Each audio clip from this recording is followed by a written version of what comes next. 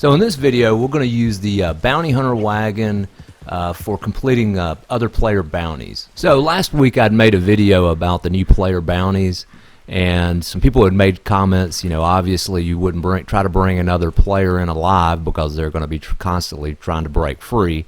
So it got me thinking about using the Bounty Hunter Wagon. So that's what I've done, and I've found out some pretty interesting stuff.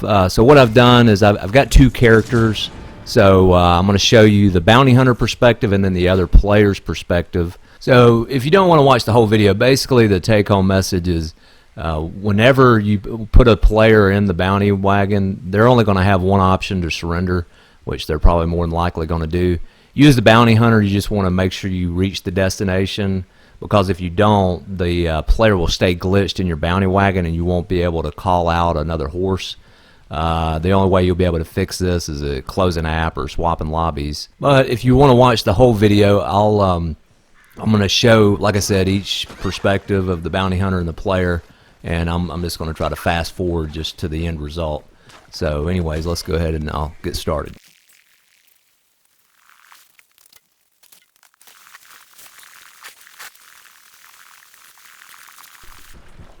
So this is the end of the video from the player's perspective.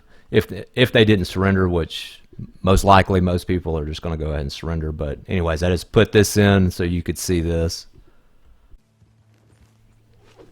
So in this clip, it's going to be the same time frame as the prior clip. This just shows the perspective of the bounty hunter, and I'll just fast forward to the end, and you can see the reward.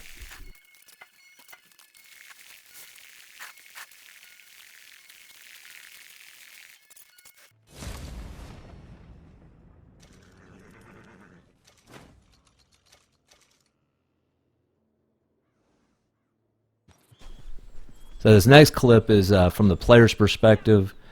This is from surrendering, and I'm just going to fast forward to where she will spawn in Valentine. It's kind of weird. I don't know why the player spawns in there, because I'm, you know, as you can tell, I'm up in the big valley area. So anyways. So here you see she surrendered and she's sitting in jail, and then she'll walk outside and she'll be in Valentine.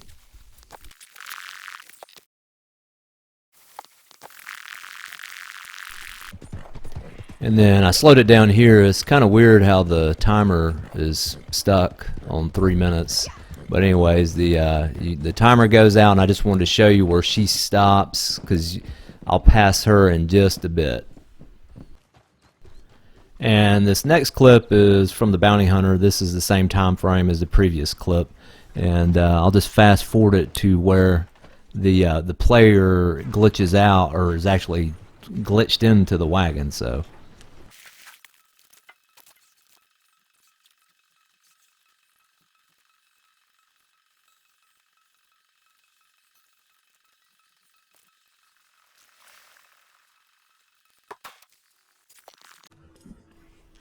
So here's where I realize that the prisoner is still in the wagon, and I'm trying to dismiss the wagon, but as you can see at the bottom, it says you can't dismiss the wagon while transporting targets. And then I want to fast forward to where I'm passing the other player. You'll see that.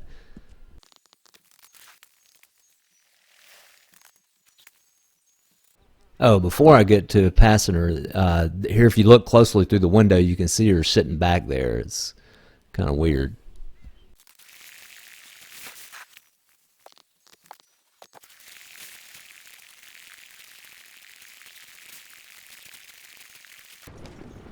So here's where I catch up with the other player. This is after the mission's expired. So, hey Annie. So there she is. You see her sitting on the side of the road, and supposedly she is also in the back of the bounty wagon. So here's where I'm coming up on Strawberry. I tried to go to the jail to see if there was a chance that I could clear her out of my wagon. Of course, when you pull up, there's nothing that you can do. And I'll get off my wagon. You can still see right there that she's still sitting in the back of the wagon, even though I passed her. So after this, playing around with this for a second, I just went ahead and closed the app and restarted. So I've spawned back into my camp, and you can see my horses available.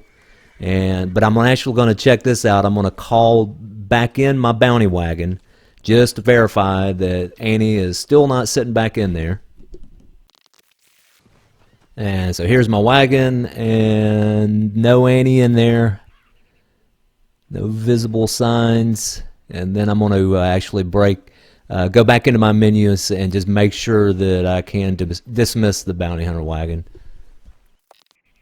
And when I pull the bounty hunter wagon, you can see I'm able to dismiss it, and I'm going to whistle back in my horse just to make sure everything's working. So there's Charlie. So yeah, everything's back to working. So the last thing I'm going to do is I'm going to show, this is player perspective. This will be where she surrenders, and she's going to spawn back in Valentine again.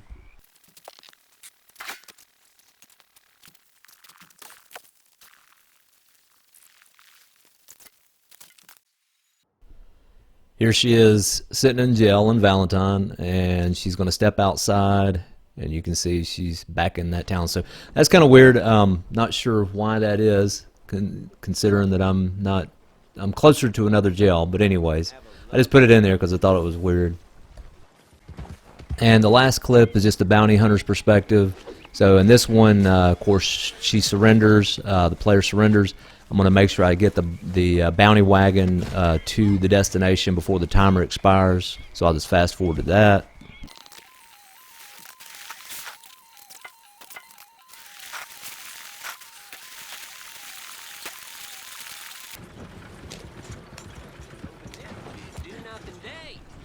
So here I am arriving back at the destination, and complete the mission within the time, and the payout will of course pop up and all that good stuff. But anyways, there you have it.